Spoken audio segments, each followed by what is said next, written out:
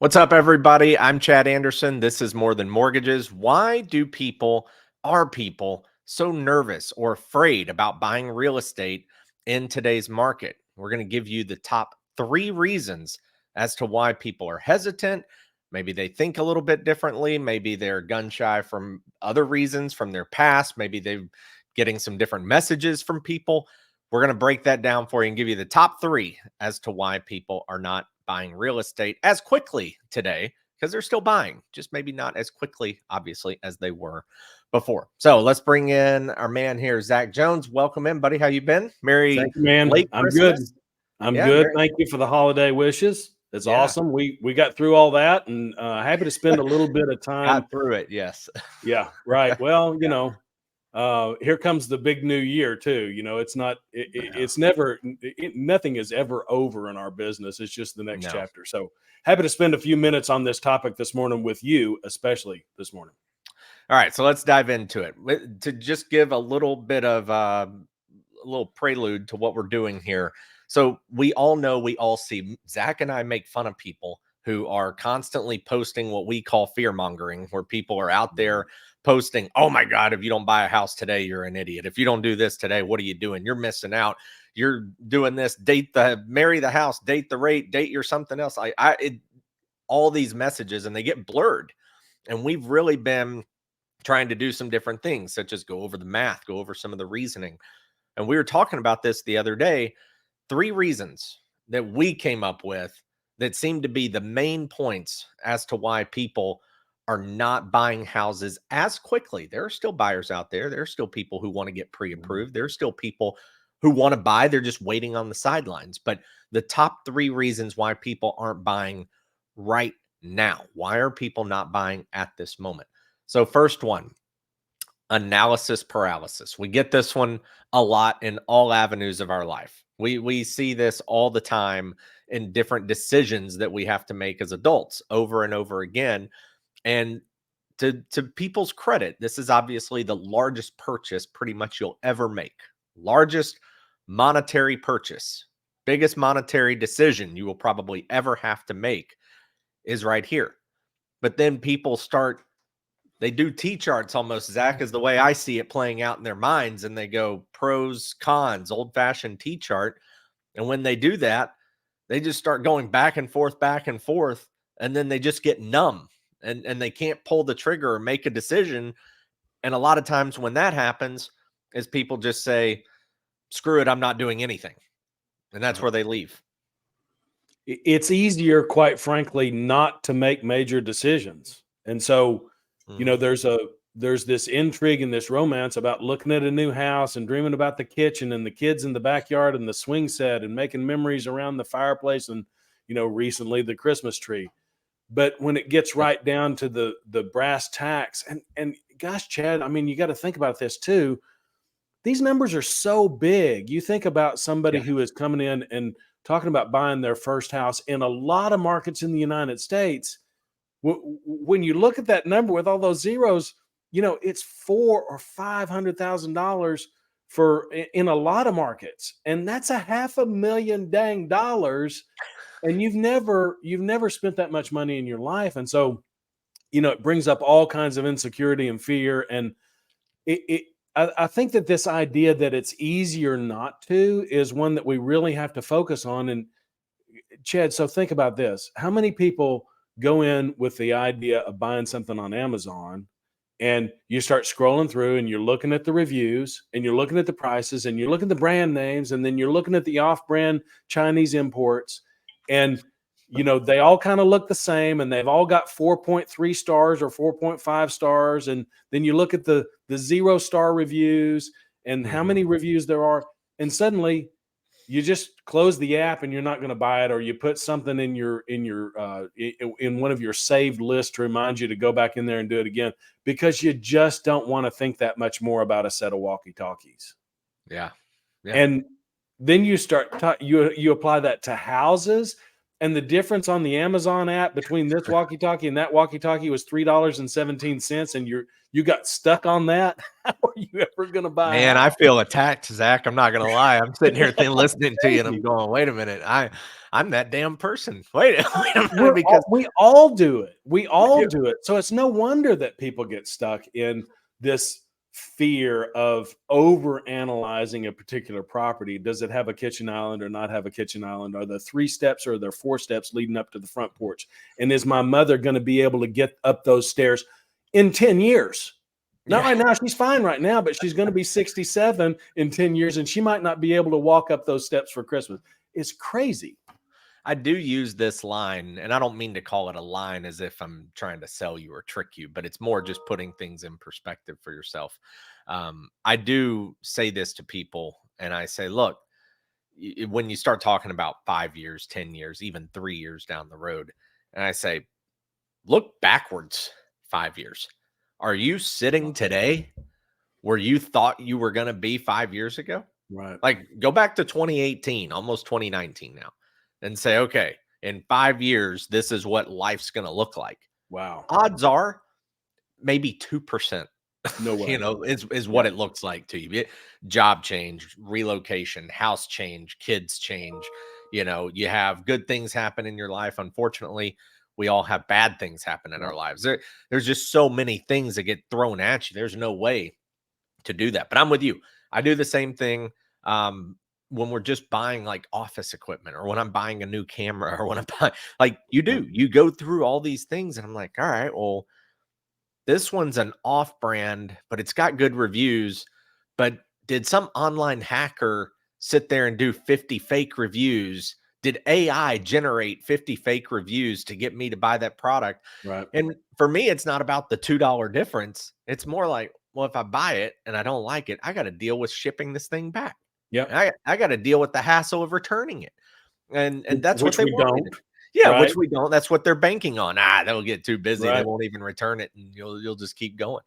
So analysis paralysis, though, and Well, but that's the think thing. about returning the product here. I'm interrupting you. Uh, You buy the wrong house, you have to move again, oh, and you it can't. costs you Yeah, tens of thousands of dollars in fees and yeah, commissions, that's right. and the time and the 2 weeks to get out. It's unbelievably It is. overwhelming. Don't want to make a mistake. I'm just not going to do it right now. Let's renew the lease and we'll figure this out later. Yeah. Right. So look, taking a conservative approach is okay, but you also have to, at some point, know when a good decision is a good decision or an opportunity, and don't get handicapped by the analysis paralysis.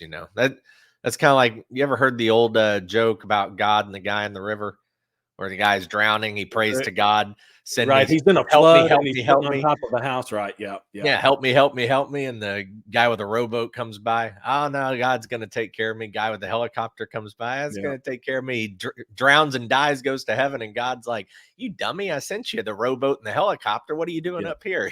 Yeah. So yeah, so it's interesting, because it is like, it's such a big purchase. Again, probably the biggest purchase you'll ever have in your life, and so it's a big deal. It's a big thing, and people still, we're so, even though it's been 15 years ish, people are still a little paralyzed from the previous crash. Or if they weren't involved in it, they hear stories about 15 years and the relevance of today in Right. 2008, which I disagree with, but that's what people talk about. Yep. So, it's a thing. It's our Um, most recent trauma, right? it Yep. is. It is. But And number two, here's a go ahead. little before you move off of that. Here's a little psychological trick too. I think to try to evaluate how inclined you are to get paralyzed by that is look at these smaller decisions that you make. Look at how you shop online. Look at how you might make or not make a decision about buying a new lawnmower or whatever it is.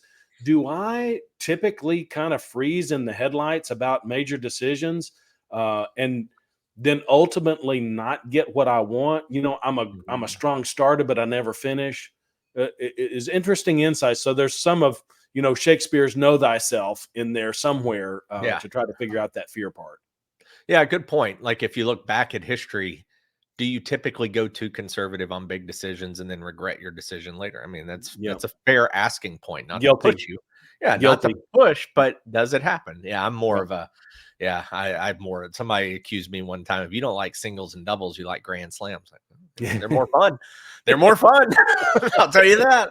They're good, but they're also bad when you strike out 12 That's times right. between the grand slams. That's So, right. That's right.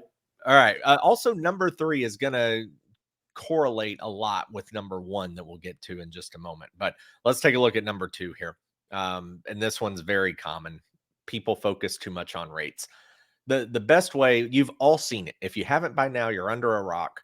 But everybody has seen marry the house, date the rate. Everybody has seen, 384 million people have re-entered the housing market in the last 8 minutes. People have seen all these crazy things and memes and sayings and charts and whatever. And mostly coming from realtors or loan officers who are trying to push because they want to make a sale just like everyone else. But that doesn't mean they're wrong. It doesn't Right. mean they're wrong in their messaging. It's just the delivery of the message to me is what sucks. But people do get too held up and focused on rates. The best way, and then you probably have some great analogies on this, Zach, but the best thing I can come up with is like in the stock market and in sports gambling. Okay. There's a thing where society as a whole, think about this. Society just as a complete economic balance. The majority have to be wrong for it to balance out. If everybody was Right. right on the stock market, then guess what? We everybody would be millionaires and billionaires, Right. which then would make millionaires the middle class. There's If a majority loser and a minority winner in all of every these, right? time and all Yeah. and all of it. And I think people fail to realize that a lot of times. The joke is out there of Vegas doesn't pay the electricity bill on winners. Like, well, Right. obviously, but then when you start thinking about it, where does that apply to a lot of things? And in sports gambling, it's called FTP, fade the public, meaning if a lot of people are on one team to win the game or cover the spread, then a lot of times the other team, and usually the underdog, ends up covering because people didn't expect it. They couldn't Right. fathom that this would happen. They couldn't fathom the underdog could give them such a run. And that's where casinos and whatnot clean up and make money. And that's how they stay in their business. So that's the best I can say is like, hey, look, treat it as if such. If you can afford to buy a house, you can't focus on the interest rate. You focus on your affordability. If you can Right. afford to buy the house, a lot of other people right now are sitting on the sidelines. So this is the perfect time to do it because if everybody was doing it, you wouldn't get this house price. So it's affordability and it's also doing what others aren't doing right now. And there's more people waiting on rates to come down than there are people buying right now with rates where they are. Right. Well, and I kind of have a tendency to think about rates as it's like a lazy man's sales pitch, or maybe there's ignorance in there, but it's Mhm. one of these simple things that we can focus on to measure a market. So if you don't really know anything about real estate and you don't really know about finance and you don't really know how to do some of the more sophisticated mathematical calculations that are involved in real estate, which involve the biggest numbers that most of us will ever work with as individuals. We're not all corporate moguls or business owners. So the house is the biggest thing that we transact over the course of our lifetime. We do it 4 or 5 or 6 times. We're all looking for some safety and security. And if we hear rate enough, rate has been oversold by the mortgage business way too much because it's Yeah. something that a person who is thinking simplistically about a transaction can understand. 4 is better than 5. 3 is better than 4. And Yeah. so rate is sold, and it's oversold, and it's sold dishonestly by the mortgage business, number 1, and it's sold dishonestly by the real estate business, number 2, because it's a simple measure that sounds sexy and tempting. Yeah. And we joke in the mortgage business about, somebody calls up and says, "Hey, what's your rate on the 30-year fix today with 20% down?" And the true answer, the honest answer, sounds a little smart alecky, but it's absolutely 100% honest, is what do you want your rate to be today? Mhm. What are you looking for? Because we can get you any rate that you want virtually, almost. I mean, you get into this ridiculous scenarios, but we can go deep in the rate sheet and apply discount points and get you a rate that's so far below market that everybody in your life will be impressed that you're such a financial genius that you got this rate, until they look behind the scenes and see what you paid for it.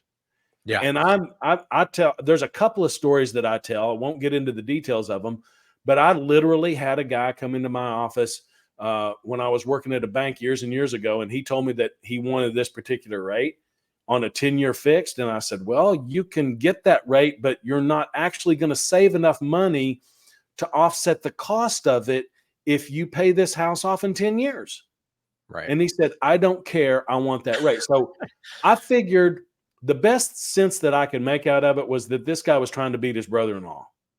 And that was the only thing that made any sense, or he's going to go down to the plant and brag that he got this rate in this market. And nobody else could ever come close to that because it was a ridiculous expenditure of money. And there was no return on investment except some sort of bragging rights.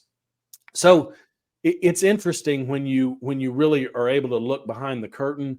Rates are a, a kind of a lazy and unsophisticated way to look at the market. And getting into what I think where we're going with number one too, it's a reinforcing factor. If I don't want to do something, I can always blame rates. I can always look at that and say, oh, rates are too high. Rates are too high.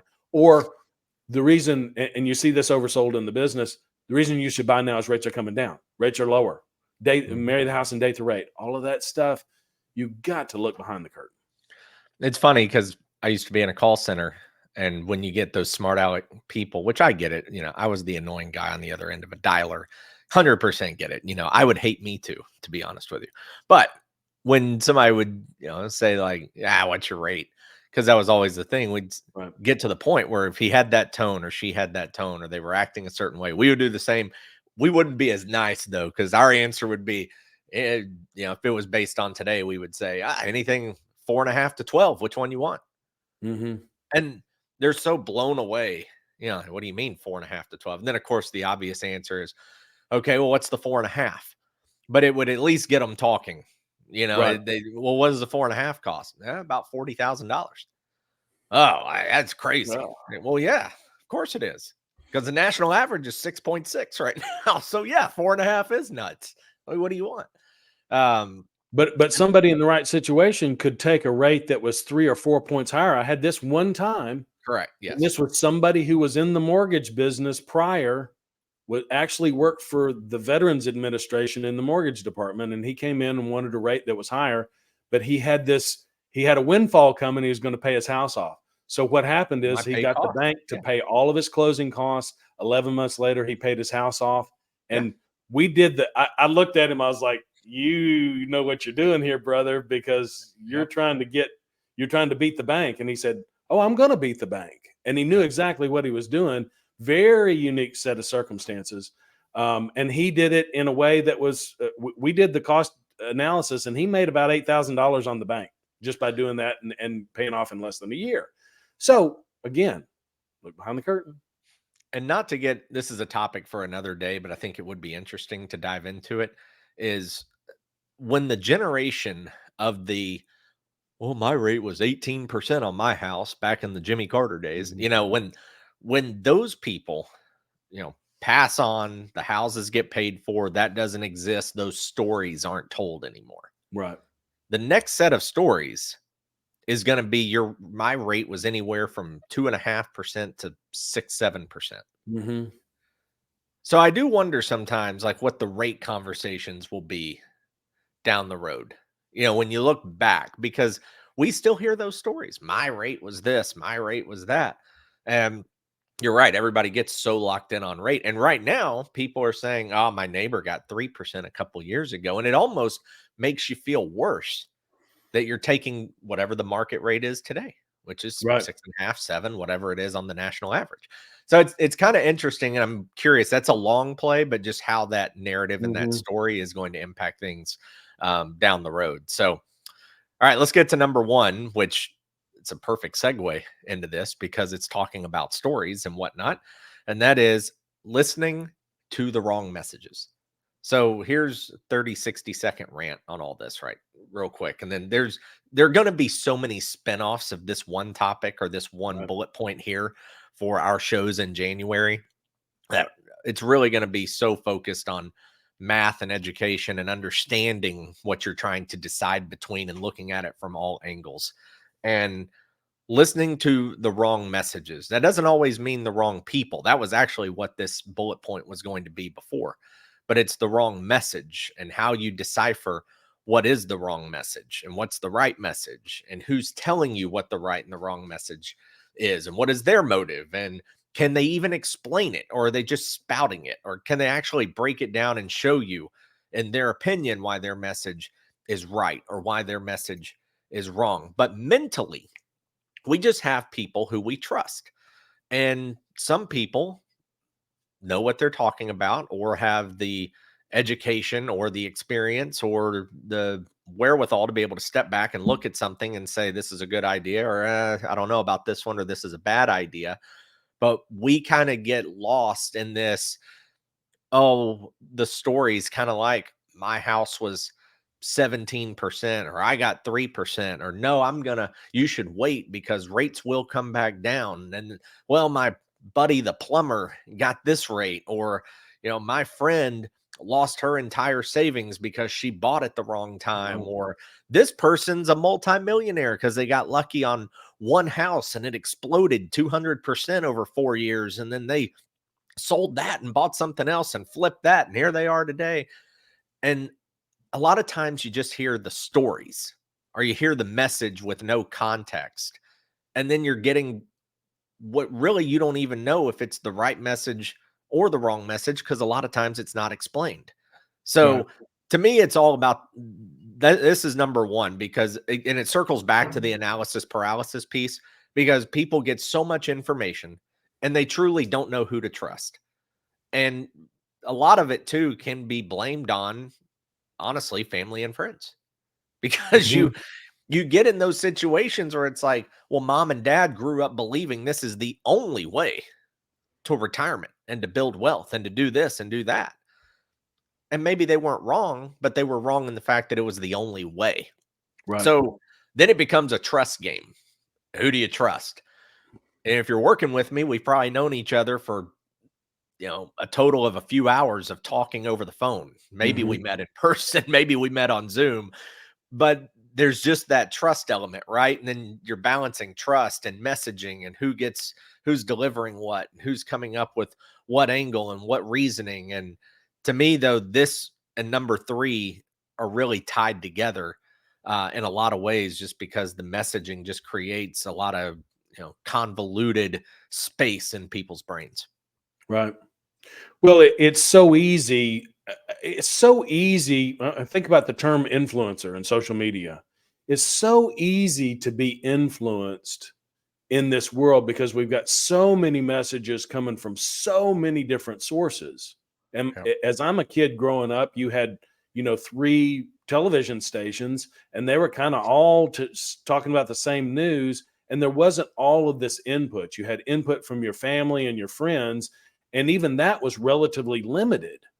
So our world and our exposure to ideas and thoughts and philosophies and theories massively expanded, and that's both a good thing and a bad thing.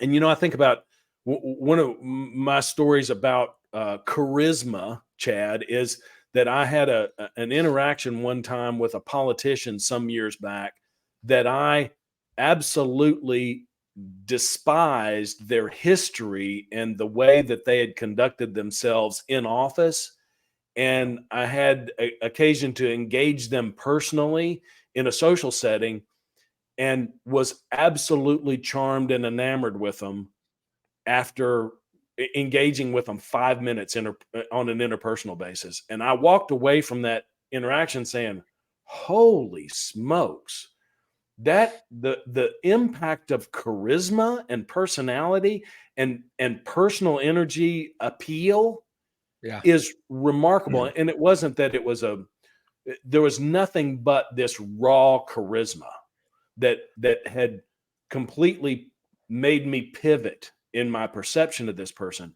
And I walked away thinking that is an extraordinarily dangerous individual. And as it turns out, they were True. dismissed from office in shame in a Mm. gigantic scandal.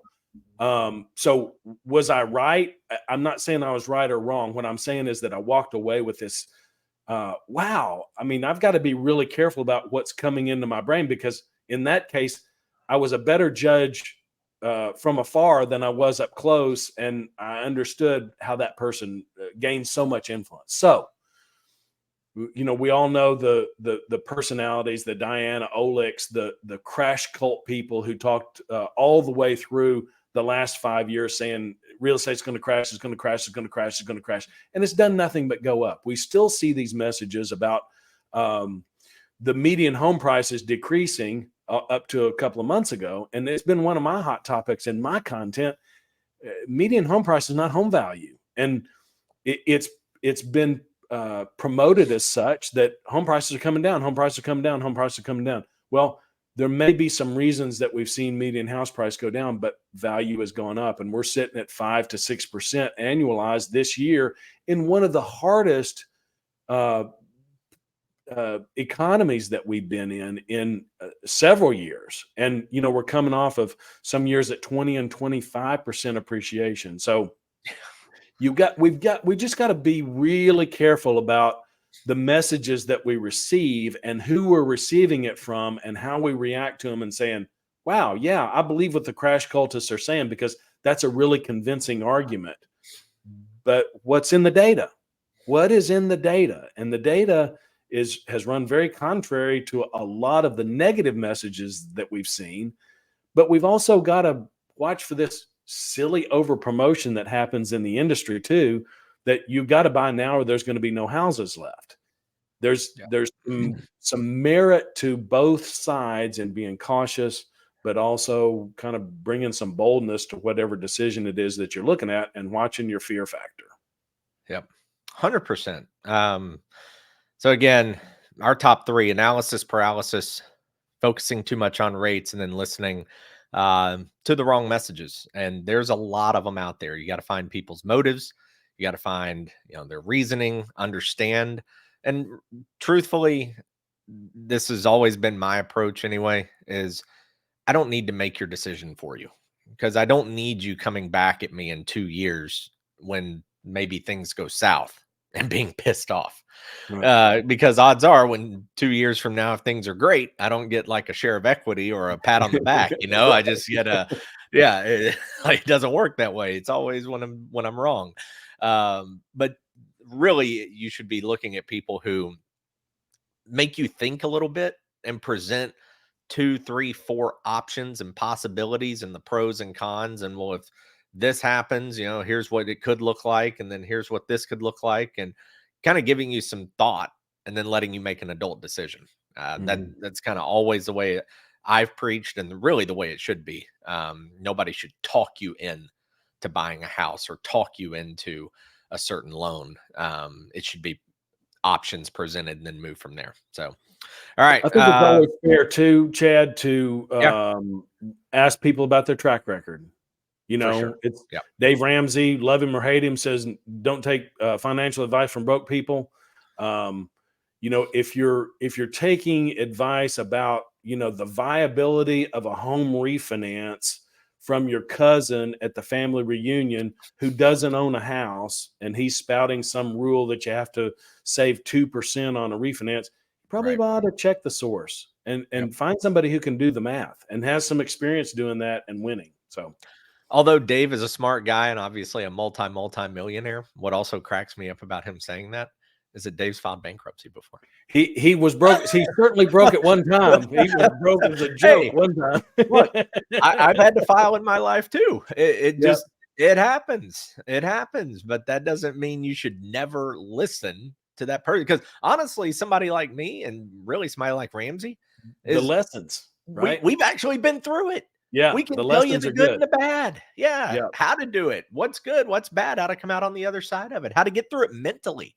right. There's all kinds of things. So yeah, that's a very black and white statement from him if he depending on how Yeah, that was yeah. translated or or put out there. All right, that's it for us. Hope you guys had a wonderful Christmas holiday season. Happy New Year. We'll get going again in January and got a lot, like we talked about, a lot of cool deciphering and math and figuring out numbers and educating and showing you Right. guys some different things that are going to come up, because if 2024 is as hot as a lot of people are anticipating, it's not a guarantee obviously, but anticipating, you're going to want to know these numbers because you're going to need to make quick decisions at that point. You're not going to have time to mull it over. It's going to be a lot faster Yep. in the upcoming year. So everybody have a great rest of your day. We'll catch you next week. Like